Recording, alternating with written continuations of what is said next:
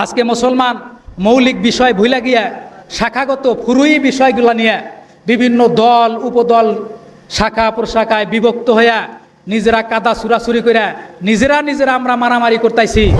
আমরা এই কোরআনকে বানাইছি তাবিজের কেতাব, আমরা এই কোরআনকে বানাইছি মৃত ব্যক্তির খতমের কেতাব। এই কোরআন দেওয়া হয়েছে আমার জীবন কিভাবে চালাবো সেটার জন্য, এই কোরআন দেওয়া হয়েছে আমার সমাজ কিভাবে চলবে, পরিবার কিভাবে চলবে, রাষ্ট্র কিভাবে চলবে সেটার জন্য এই কোরআন দেওয়া হয়েছে। সম্মানিত হাজিরিন, আমাদের এই শোচনীয় পরাজয়ের কারণ কি? কারণ হচ্ছে আমরা নিজেরাই। কারণ পবিত্র কোরআনে আল্লাহ রাব্বুল আলামিন স্পষ্ট বলেছেন, আল্লাহ তাআলা ওই পর্যন্ত কোনো জাতির অবস্থার পরিবর্তন করেন না যতক্ষণ পর্যন্ত তারা নিজেরাই নিজেদের অবস্থার পরিবর্তন না করে। এই অবস্থার পরিবর্তন ইতিবাচক নেতিবাচক দুভাবেই হতে পারে। মানে আমরা এটার মানে বুঝি উন্নতির দিকে।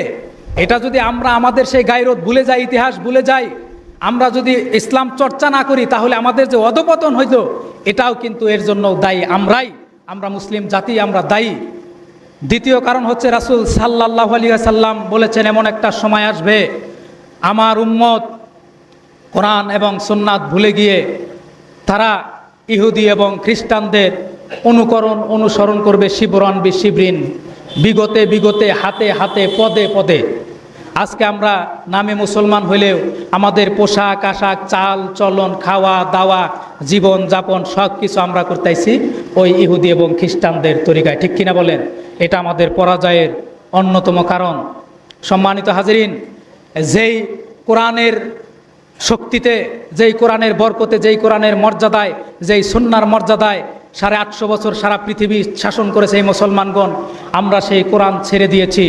আমরা আজকে কোরআনকে বানিয়েছি নিতান্তই একটা বই, যেটা আমরা বাড়িতে শোকেজে আলমারিতে সাজায় রাখি, আর হঠাৎ মাঝে মধ্যে বের করে চুমা খাই।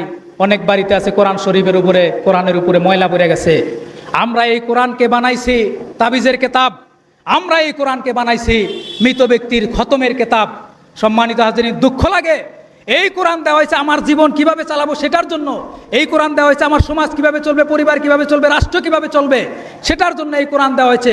অথচ এই কোরআন আমরা অর্থই জানার চেষ্টা করলাম না, পড়ার শেখারও চেষ্টা করলাম না, তেলাওয়াতও শিখলাম না। যারা অনেকে তেলাওয়াত করি, অর্থ জানার চেষ্টা করি না। আপনি ডাক্তারের কাছে গেলেন, অসুখ হয়েছে, ধরেন একটা প্রেসক্রিপশন আপনাকে লিখে দিল ডাক্তার, আপনি বাড়িতে যায় ওই প্রেসক্রিপশনটা গ্লাসের মধ্যে পানি নিয়ে চুবাইয়া যদি পানি খান, কিরে ভাই অসুখ ভালো হবো? ওই প্রেসক্রিপশনে যে ব্যবস্থাপত্র, যে ডিরেকশন, দিক নির্দেশনা দেওয়া আছে সেই অনুযায়ী আমার চলতে হবে। ঠিক কিনা বলেন? আজকে এই কোরআন আমার গাইডলাইন, আমার পথ নির্দেশক, কিন্তু এই কোরআন আমরা তাবিজে বর্তাইছি, এটা করতেছি সেটা করতেছি। এই কোরআন দিয়ে আমরা জীবন চালাইতেছি না। এটা আমাদের পরাজয়ের অন্যতম কারণ। সম্মানিত হাজিরিন, আমাদের পরাজয়ের অন্যতম কারণ হচ্ছে মুসলমানদের মধ্যে বিভক্তি। আজকে মুসলমান মৌলিক বিষয় ভুলে গিয়া শাখাগত ফুরুই বিষয়গুলো নিয়ে বিভিন্ন দল উপদল শাখা প্রশাখায় বিভক্ত হইয়া নিজেরা কাদা সুরাসুরি করে নিজেরা আমরা মারামারি করতেছি, আর ওইদিকে ইহুদি খ্রিস্টানগণ সারা বিশ্বের নেতৃত্ব দিতেছে। ঠিক কিনা বলেন? আমাদের ঐক্য থাকতে হবে, আমাদের এক হইতে হবে।